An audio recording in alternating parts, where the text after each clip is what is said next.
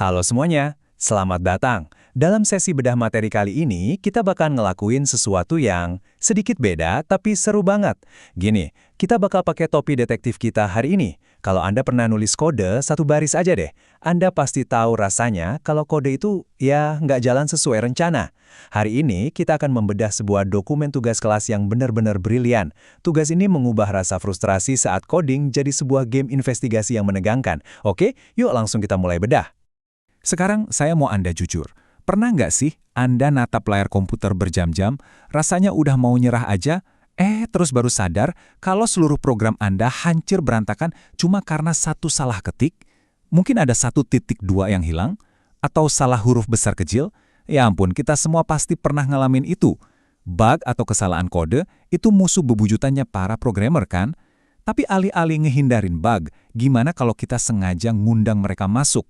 Nah, dokumen sumber kita hari ini ngajak kita buat ngelakuin hal yang nggak kepikiran sebelumnya, bikin bug dengan sengaja. Dan ini bawa kita ke kutipan langsung dari dokumen tugasnya, yang jadi misi utama kita, tantangan debugging, temukan dan perbaiki. Saya suka banget sama instruksi ini, kedengarannya udah kayak misi rahasia gitu ya. Ini bukan cuma sekedar baca buku teks, ini panggilan beraksi. Dokumen ini ngerubah proses belajar jadi sebuah kompetisi kolaboratif yang asyik. Anda nggak cuma belajar nulis kode, tapi Anda juga belajar gimana cara memecahkan masalahnya. Untuk agenda kita hari ini, kita bakal ngelewatin 5 tahap. Pertama, misi detektif kode. Kedua, 6 aturan main. Ketiga, investigasi kasus Python. Keempat, persiapan presentasi. Dan terakhir, makna di balik tantangan.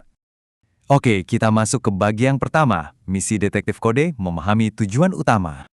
Nah, yang paling menarik di sini adalah konsep peran ganda buat para siswanya. Jadi, siswa nggak cuma duduk manis ngerjain soal dari guru. Pertama, mereka harus jadi penyabotase. Mereka harus pintar-pintaran nyembunyiin error di dalam kode mereka sendiri. Abis itu, mereka tukeran peran jadi detektif buat ngeberesin kekacauan yang dibikin sama kelompok lain. Seru banget kan? Ini cara yang super ampuh buat ngelatih pola pikir komputasional. Ibaratnya nih, Anda harus tahu persis gimana sebuah mesin bekerja supaya bisa merusaknya. Dan sebaliknya, Anda harus tahu gimana mesin itu rusak supaya bisa ngebenerin lagi. Lanjut ke bagian 2, 6 aturan main, metodologi tugas. Gini, inti dari permainannya ada di alur kerja 6 langkah ini. Langkah 1, bikin kode program yang simple. Langkah 2, nah, ini yang paling pecah. Setiap kelompok nambahin bug secara sengaja. Coba bayangin, kapan lagi coba Anda dikasih izin, malah disuruh buat ngerusak kerjaan Anda sendiri? Langkah ketiga, Anda tukeran deh kode yang udah sakit itu sama kelompok lain. Langkah keempat, ini intinya. Kelompok yang nerima harus nemurin dan perbaikin errornya.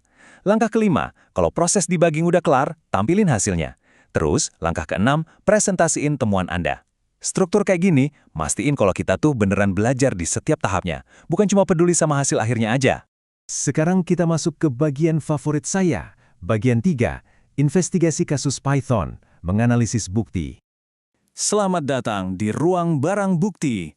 Mari kita cek bukti A. Ini adalah skrip daftar antrian.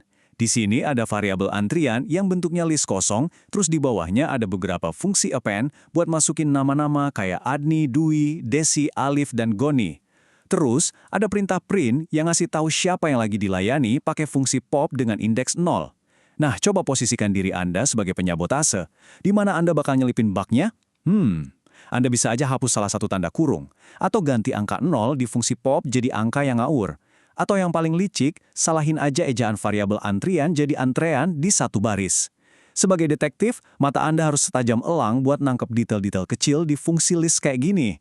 Nah, ini ngasih gambaran brilian banget tentang jebakan yang sering banget kena di programmer pemula.